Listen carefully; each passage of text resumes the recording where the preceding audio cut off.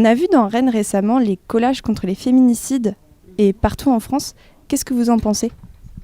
C'est un peu dommage d'en arriver là et de faire respecter les femmes en mettant en le faisant placardant dans la rue. On ne devrait pas être Non, on devrait avoir le droit au respect et... tout simplement. Ouais, je pense que c'est une bonne chose parce que c'est une question qui est assez invisible, à la fois qui est très très quotidienne, qui est très ancrée, parce qu'on est tous hommes ou femmes et on est tous en relation par rapport avec d'autres hommes ou d'autres femmes. Donc je pense que c'est une bonne chose de rendre visible cette préoccupation.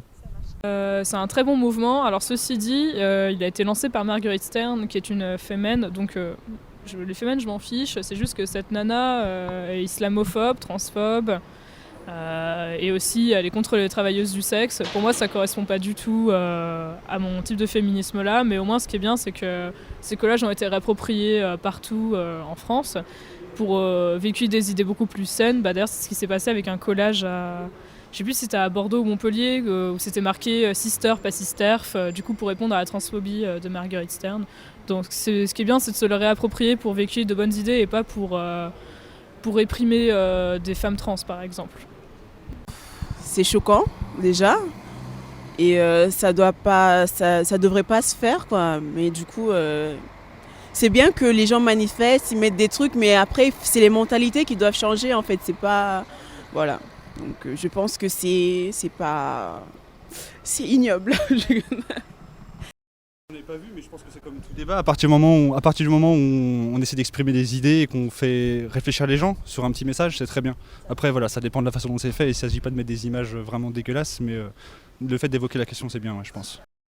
Et dernière question, est-ce que vous auriez d'autres luttes actuelles et assimilables à celle du sexisme qui vous viendraient à l'esprit ?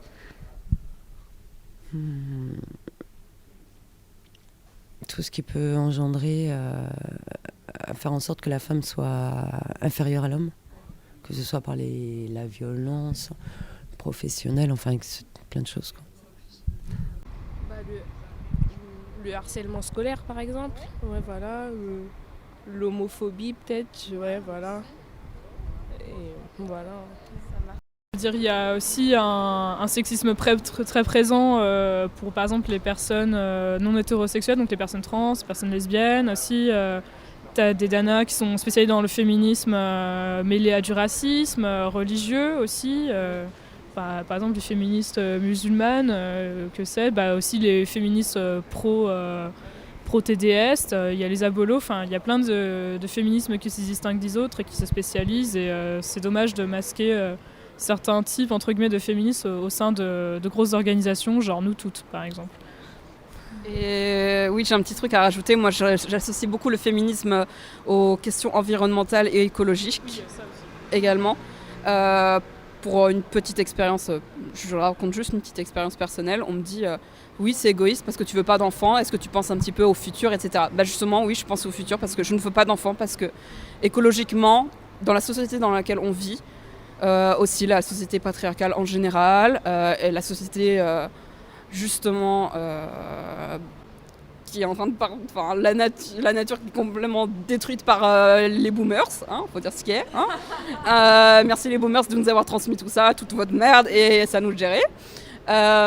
Donc oui, moi j'associe tout ça aussi, comme Alaïs l'a dit, et puis aussi la question environnementale et écologique aussi. Je pense qu'il y a vraiment une sorte d'intersectionnalité